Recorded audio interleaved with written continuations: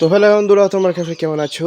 আশা করছি সবাই ভালো আছো। এই যে আমাদের কাজ চালু হয়ে গেছে, অনেক দিন পর ভিডিওটা ছাড়ছি।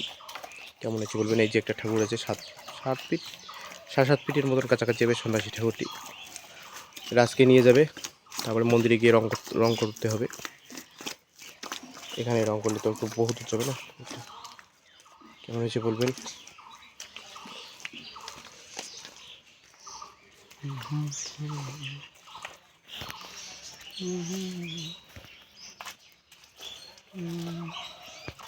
এখানে মাটি ছানা হচ্ছে। একজন ছোট শিল্পী মিস্টার সবুজ রায়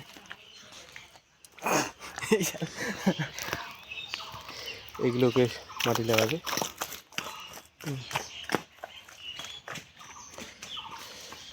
এগুলো ঠাকুর যাবে তোমার জলপেশে, শিবরাত্রি হরিবোলা কীর্তন আছে। যে গৌরঙ্গনাথ ঠাকুর, মানে এখানে গৌরঙ্গনাথ ঠাকুর দেখতে পাচ্ছেন। কালী ঠাকুরটি আছে, এটা চলে যাবে দুদিন পরে।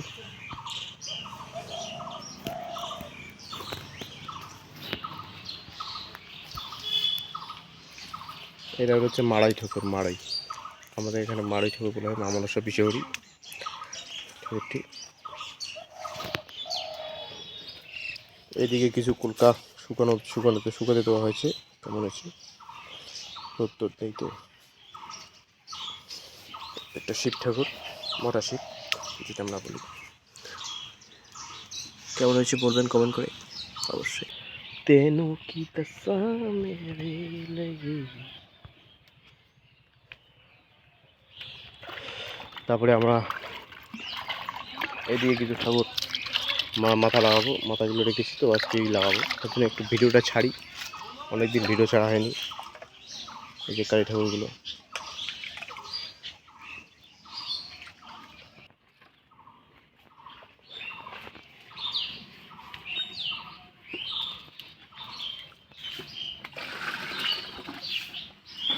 একটা ঠাকুর, মাটির ঠাকুর কমপ্লিটের দিকে। এটা কাপড়, পিছনে কাপড়, মাটির কাপড় লাগালে শেষ। একটা কালী ঠাকুর ওখানে রাখানো হয়েছে। প্রথমত এই সন্ন্যাসী ঠাকুরটি কেমন হয়েছে বলবেন। আমার হাতে দ্বিতীয়বার তৈরি। এত ভালো একটা শিল্পী নই, যদ্দূর জানি তদ্দূর করেছি। মাথাটা কেমন হয়েছে বলবেন, হাতে তৈরি করা মাথা। তো ঠাকুরগুলি ভালো লাগলে অবশ্যই কমেন্ট করবেন। এই যেটা হলো আমার কারখানা, ছোট একটা কারখানা, বাড়িতে বানাই ঠাকুর। বাড়ি থেকে সবাই নিয়ে যায়।